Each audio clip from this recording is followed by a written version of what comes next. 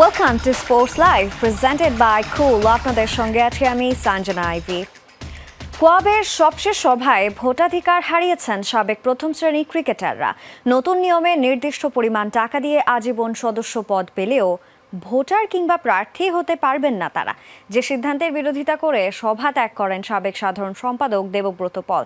তার অভিযোগ, সাবেক অধিনায়ক তামিম ইকবালের কারণেই নাকি এমন বিতর্কিত সিদ্ধান্ত। গত মঙ্গলবার মিরপুর শেরেবাংলা স্টেডিয়ামে ইমার্জেন্সি জেনারেল মিটিং ডাকে cricketers welfare association of Bangladesh কোয়াব।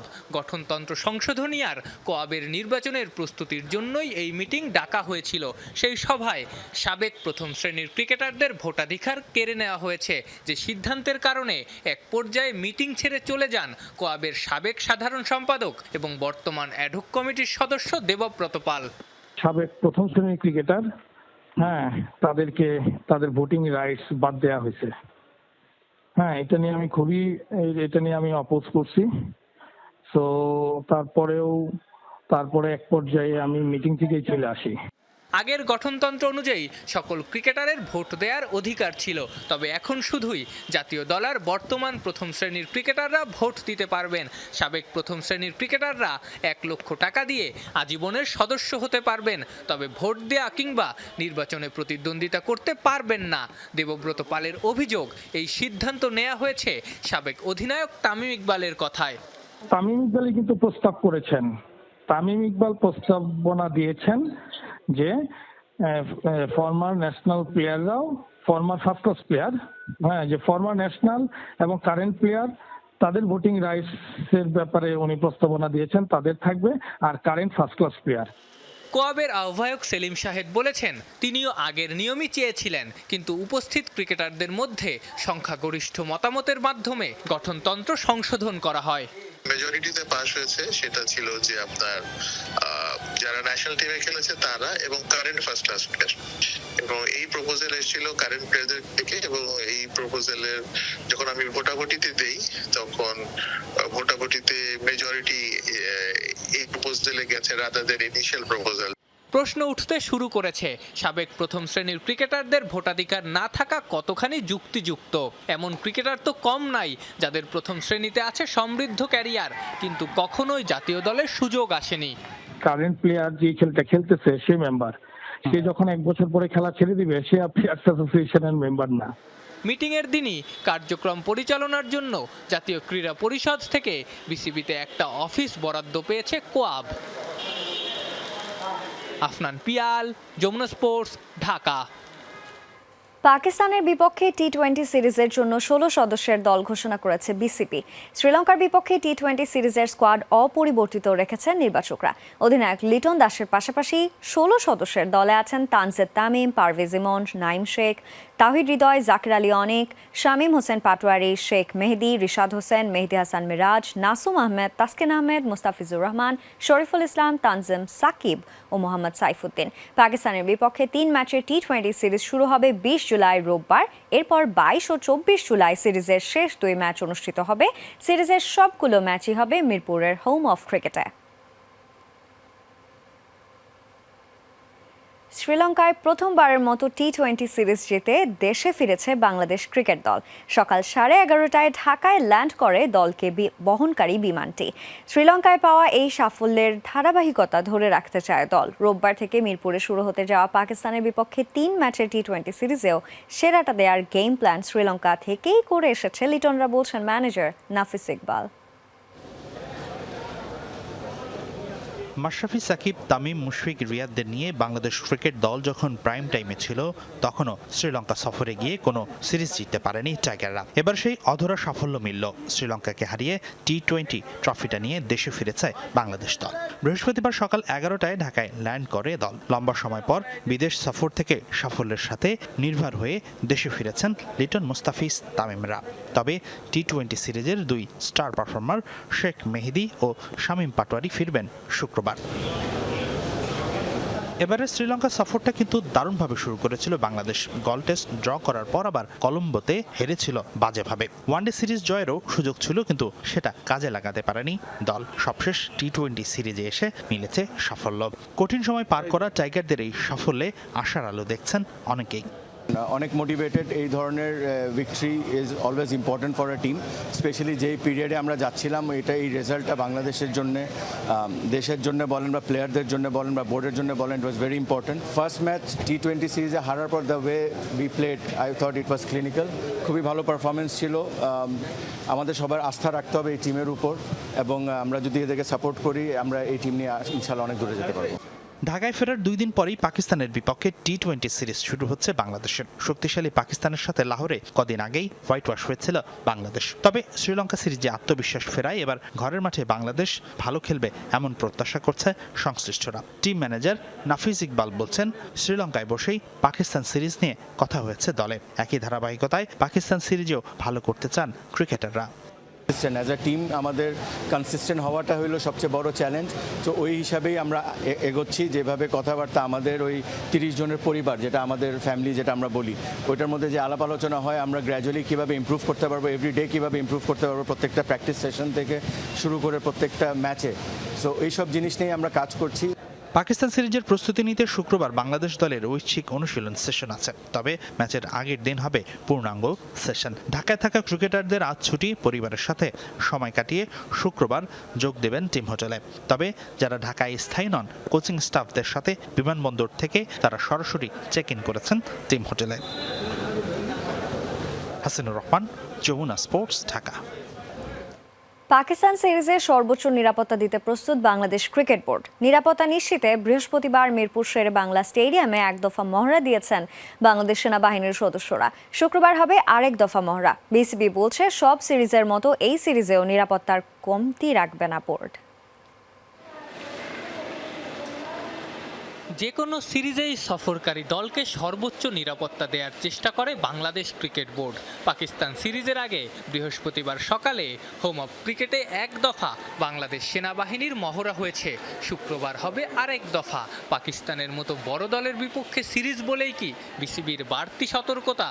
আমাদের সব টুরই আমরা খুব security is the main concern থাকে, আমাদের প্রায়োরিটির 1 নম্বরে থাকে। সেটার পরিপ্রেক্ষিতেই আজকে বাংলাদেশ সেনাবাহিনী যে মহড়া দিয়েছে, আমরা ভেরি গ্রেটফুল যে বাংলাদেশ সেনাবাহিনী এবং অন্যান্য ফোর্সেস আমাদের সব সময় হেল্প করে থাকে, police, RAB, everybody, we are grateful to them. So আমাদের যেটা মেইন ক্রাইটেরিয়া হচ্ছে যে অল সিরিজ ইজ সিকিউরিটির ব্যাপারে আমাদের টপ প্রায়োরিটি। সিরিজ চলাকালীন ঢাকায় হবে এশিয়ান ক্রিকেট কাউন্সিলের মিটিং। শোনা গেছে নিরাপত্তাজনিত কারণে সেই মিটিংয়ে সশরীরে উপস্থিত হবেন না বিসিসিআই কর্তারা, যুক্ত হবেন ভিডিও কলে। বাংলাদেশের রাজনৈতিক পরিস্থিতি কি এই বৈঠকে কোনো প্রভাব ফেলতে পারে? না, আমার তো মনে হয় না, কারণ আমাদের অল সিকিউরিটি এজেন্সিস, আমাদের সেনাবাহিনী সবাই খুব কোঅপারেটিভ, আমাদের কোঅপারেট করছে, আমরা গ্রেটফুল সেই জন্যে। তো সুতরাং আমরা কোনো সমস্যা আশা করি না, কারণ they have a foolproof plan.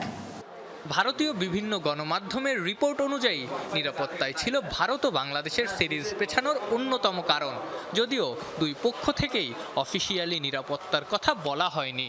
এটা তো নিরাপত্তার ব্যাপার তারা বলেনি, তারা বলেছে তাদের ইন্টারনাল কিছু সমস্যার জন্য তারা আসতে পারছে না, এবং এটা যেটা হচ্ছে যে নেক্সট ইয়ার তো অলরেডি একটা স্লট বের করে ওইখানে অলরেডি যেটা এটা হচ্ছে এফটিপি যেহেতু, তো যেটার টাইম ফ্রেমের থেকে সরিয়ে আরেক টাইম ফ্রেমে নিয়ে গেছে। এটার সাথে তো বাংলাদেশের সিকিউরিটির কোনো ইস্যু আমরা শুনিনি।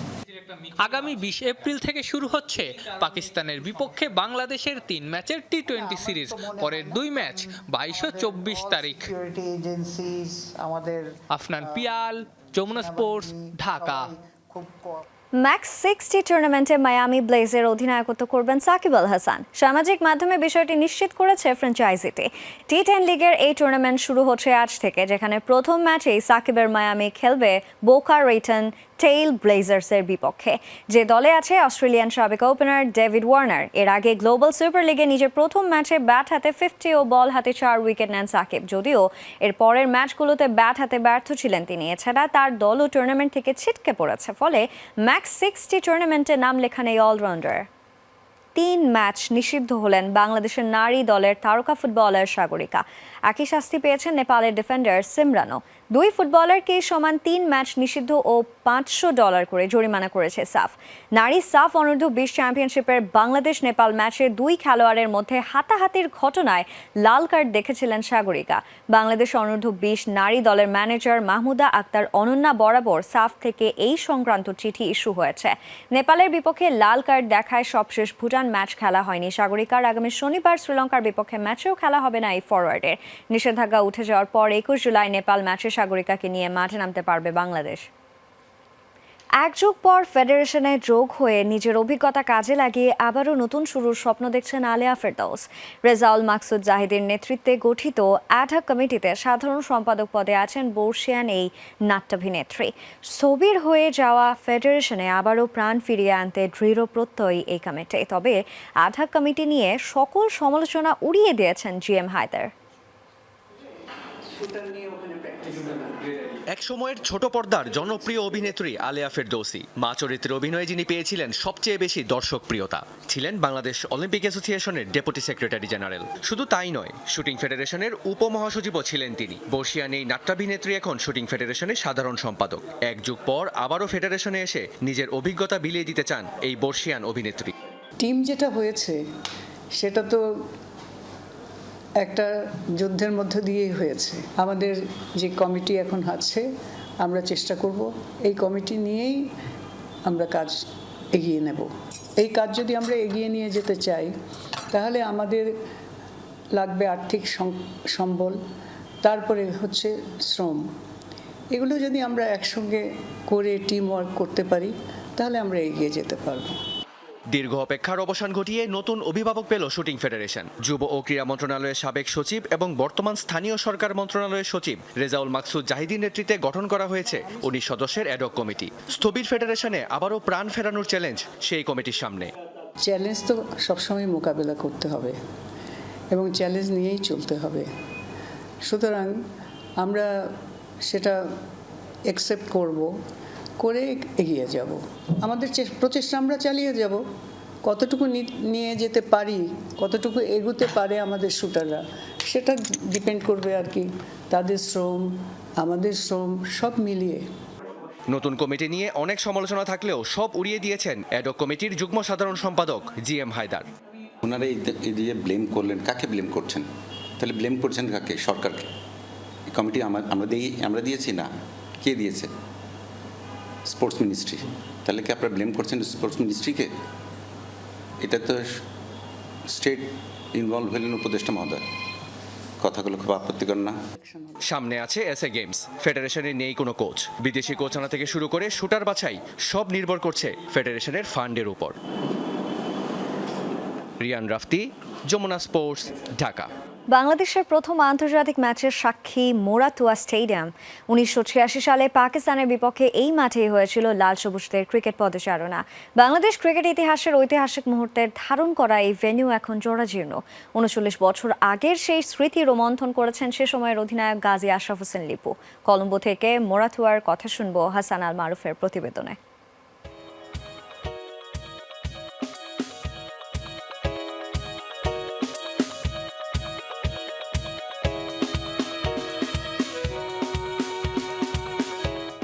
মোরাতুয়া আন্তর্জাতিক ক্রিকেট স্টেডিয়াম যদিও আন্তর্জাতিক কিংবা স্বীকৃত কোনো ঘরোয়া ক্রিকেট খেলার অবস্থায় নেই এই ভেন্যুটি, তবে এই স্টেডিয়ামটি যে সাক্ষী হয়ে আছে বাংলাদেশ ক্রিকেটের ঐতিহাসিক এক মুহূর্তের, যেখান থেকে শুরু হয়েছিল লাল সবুজের ক্রিকেট যাত্রা।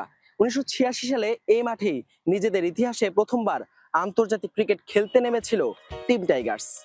1948 সালে নির্মিত 16,000 দর্শক ধারণ ক্ষমতা সম্পন্ন এই ভেন্যুতে প্রথমবার আন্তর্জাতিক ম্যাচ অনুষ্ঠিত হয় 1986 সালে। শ্রীলঙ্কা পাকিস্তানের ম্যাচটিতে আসেনি কোনো ফলাফল। এরপর এই মাঠে দ্বিতীয় ম্যাচে পাকিস্তানের মুখোমুখি হয় বাংলাদেশ।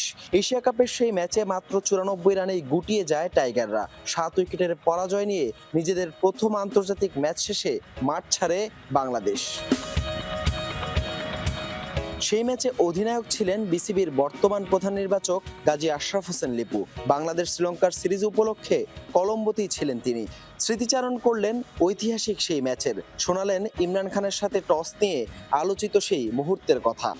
মাঠের অবস্থা একদম জরাজীর্ণ, পরিত্যক্ত অবস্থা, খুবই খারাপ একটা অবস্থা। যদি সেই সময়কার আবহাওয়ার কথা বলেন, বাংলাদেশ প্রথমবার আন্তর্জাতিক ম্যাচ খেলতে যাচ্ছে, কেমন ছিল আসলে সবকিছু মিলে? তখন তো উইকেট এত কভার করা থাকতো না, সকালবেলা খেলা হতো, ডে নাইট ছিল না, তো দিনের খেলা।